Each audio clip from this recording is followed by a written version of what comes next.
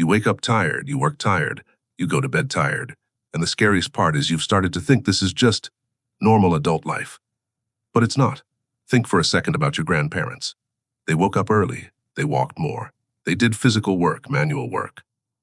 Yet somehow they still had energy left in the evening to talk, to laugh with friends, to play with their kids, to sit outside and just be. So what changed? No, it's not just work is hard. It's something much more subtle and much more dangerous. Your brain is carrying a weight it was never designed to carry. And let's walk through your day. You open your eyes. Before your feet touch the floor, your hand reaches for your phone almost automatically. Notifications, messages, emails, news, shorts, reels. In the first 10 minutes of your day, your brain has already processed more random information than your grandparents might have seen in several days.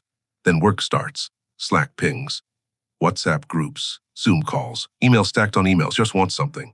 A client wants something. Your family wants something. You never do one thing. You do 5 things at the same time and feel guilty for not doing 10. Your brain is not lazy, it's overloaded.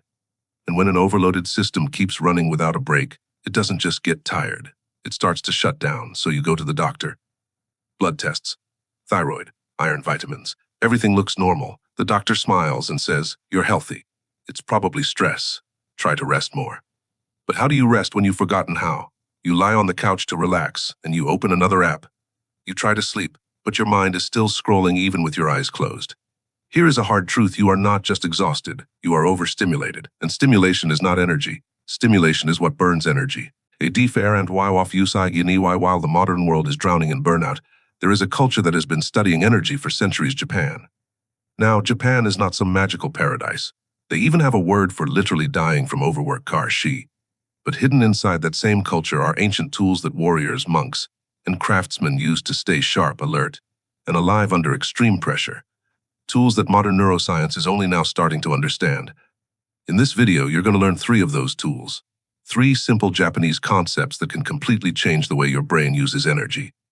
Sejaku, active stillness; Shinrin, Yoku, forest bathing; Inemuri, strategic napping. I'm not talking about motivation hacks. I'm talking about how to stop wasting the energy you already have. And to show you how this works in real life, let me introduce you to someone. Ari is 32. From the outside, her life looks great. Good job in tech, decent salary, nice apartment, friends, a partner who loves her. On the inside, every day feels like wading through mud. She wakes up already tired, gets through the morning with coffee, crashes at 3 p.m., picks herself up with more caffeine and sugar, then collapses in front of Netflix, phone in hand, scrolling for hours without even enjoying it. She tells herself, "I just need a vacation. I just need a promotion. I just need more discipline." But whenever she tries to fix it, nothing really changes. One evening, after forgetting yet another plan with a friend because she was too tired, Aria sits on her bed and starts searching. Why am I always tired? All tests normal but exhausted. Burnout, but I sleep enough. She finds hundreds of people saying the same thing. And buried in a forum thread, she sees a strange comment. You don't have a sleep problem. You have an input problem. Look up Sejaku, Shinrin, Yoku, and Inemuri. Thank me later. Curious, she starts reading Japanese terms. Samurai, forest therapy, but naps at work. It sounds strange. But also, for the first time, it feels like someone is talking about her real problem. Not you need more willpower, but you need to stop frying your brain all day. Aria decides to try a 30-day experiment. The first concept she meets is Sejaku. In Japanese, Sejaku roughly means quietness, stillness, tranquility in the middle of movement. Not sleep, not zoning out, not meditating for 1 hour on a mountain. It's this short, intentional moments where you sit in silence, awake, present, doing absolutely nothing. Why would this help? Because your brain has 2 very different modes: task mode, reading, deciding, reacting. Default mode and internal mode, where your brain organizes memories, processes emotions, and cleans up mental clutter. You live almost 100% of your day in task mode. No quiet walk, no just staring out the window time. Even the bathroom break is phone time. So your default mode network never truly turns on. Your brain never gets to sort and clean. No wonder it feels heavy. Sejaku is the deliberate act of giving your brain that missing space. Aria decides every morning when she wakes up, before touching her phone, she will do 5 minutes of Sejaku. She sits on a chair, no music, no apps, no podcast. Eyes open or closed doesn't matter. She just notices her breathing, the sounds in the room, the feeling of her body on the chair.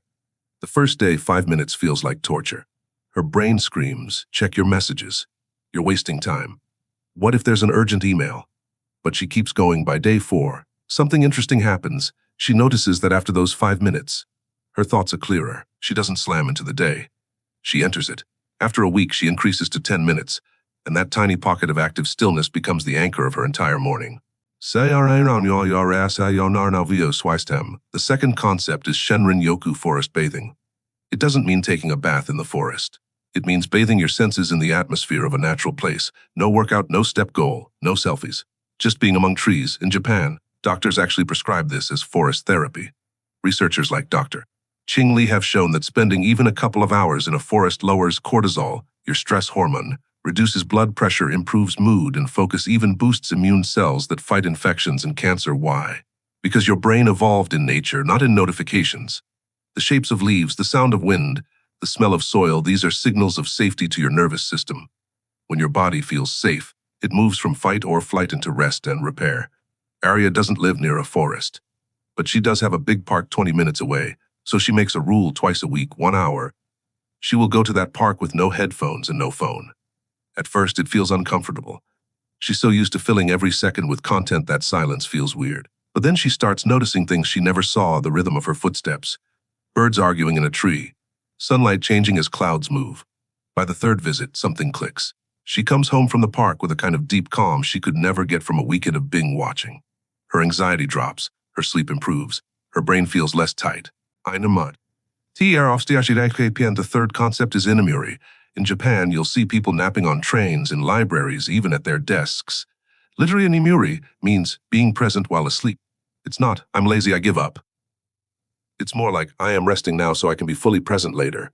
Modern sleep science backs this up. Short naps of 10-20 minutes sharpen your attention, improve learning and memory, boost creativity, reduce that heavy, foggy feeling in the afternoon. Go longer than about 20-30 minutes, and you enter deep sleep.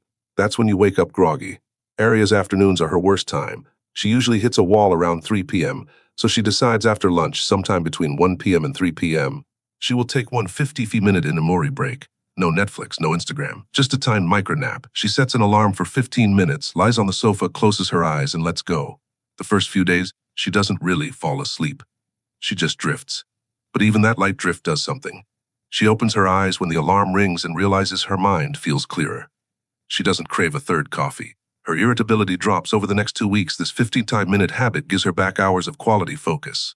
Flog after about 3 to 4 weeks of doing 10 minutes of Sejaku in the morning, 2 sessions of Shinrin Yoku per week, 15 minutes of Inemuri. After lunch, every day, Arya has a realization her problem was never just tiredness. Her problem was friction. She was fighting her brain all day, forcing it to focus. When it was overloaded, forcing it to stay stimulated. When it needed silence, forcing it to stay awake. When a short rest would have fixed everything. She thought the solution was more energy. More coffee, more motivation, more productivity hacks. But what she really needed was to stop wasting the energy she already had. Energy leaks everywhere, mental leaks, anxious thoughts, constant multitasking. Endless scrolling, physical leaks, poor sleep, no movement, shallow breathing, emotional leaks, arguments that go nowhere, comparison, guilt. By giving her brain 3 specific types of recovery. Stillness, Sejaku, nature's Shinrin Yoku, micro rest, Inemuri, those leaks started to close. She didn't turn into a superhero overnight. But she stopped waking up already defeated. She needed less caffeine. She was less snappy with the people she loved. She had energy left in the evening to cook, to talk, even to start a small side project she'd been postponing for years. That's the real power of these practices. Not magic. Not instant transformation. Just finally working with your brain instead of constantly working against it. Now let's talk about you. If you recognize yourself in any part of this story, try this simple 30-day energy reset based on these 3 Japanese concepts. 1. Morning Sejaku, 10 minutes as soon as you wake up. Do not touch your phone. Sit on a chair or on your bed. Set a timer for 10 minutes. No music, no podcast, no screen. Just notice your breath going in and out, the weight of your body, sounds in the room or outside. If your mind races, that's fine. You're not doing it wrong. The point is not to stop thinking. The point is to stop adding more input. This is your brain's daily defragmentation. 2. Weekly Shinrin Yoku 2 tough 60 minutes, twice a week. Go to a park, a garden, a tree-lined street, any place with real plants and sky. Leave your phone and your bag on silent, or at home if you can. Walk or sit for 60 minutes. Feel the ground under your feet. Look at the shapes of leaves, the patterns of light. Breathe more slowly on purpose. You're not there to exercise. You're there to let your nervous system remember what safety feels like. 3. Daily Inemuri, 15 minutes after lunch, sometime between 1 p.m. and 3 p.m. Take a 55-minute nap break. Find a chair, sofa, a quiet corner. Set an alarm for 15 minutes. Close your eyes. No audio, no scrolling. If you sleep, great. If you don't, also fine. The goal is to give your brain permission to drop tension. You'll be surprised how often you wake up from this short rest feeling like you've started a new day. To CSIS and to buy yourself tea, you might be thinking, I don't have time for this. My job is too demanding. This is only for people with easy lives. Listen carefully, samurai used these kinds of practices not because their lives were easy, but because their lives were extremely demanding. They couldn't afford to be half awake. They couldn't afford to waste energy on noise. They learned a principle that the modern world has forgotten: energy cannot be forced. Energy must be cultivated. You don't get stronger by constantly pushing at 100%. You get stronger by cycling between effort and recovery. Right now, your life is all effort and stimulation, almost no real recovery. No wonder you're exhausted. Your next step, so here's my challenge to you. For the next 30 days, 10 minutes of Sejaku every morning, 2 sessions of Shinrin Yoku every week, 15 minutes of Inemuri every afternoon, then watch what happens. Notice your sleep. Notice your focus. Notice your patience with people you love. Notice how often you reach for your phone just to escape your own thoughts. Life is too short to live it permanently tired. If this message hit you at the right time, do 2 things for me. Comment below with the word RECT. If you're going to try the 30-day experiment, share this video with one person you know who is always exhausted but everything looks normal on their tests. I make videos like this every week, connecting ancient wisdom, modern neuroscience, and practical tools to help you build a life with more energy, more clarity, and more meaning. If you want to be part of that journey, subscribe and turn on notifications. Let's make this year the year you stop surviving your days and start actually living them. Remember, you don't need a new life. You need a new way of using your energy. Sejaku, Shinrin Yoku, Inemuri. 3 small practices, 1 huge shift. See you in the next video.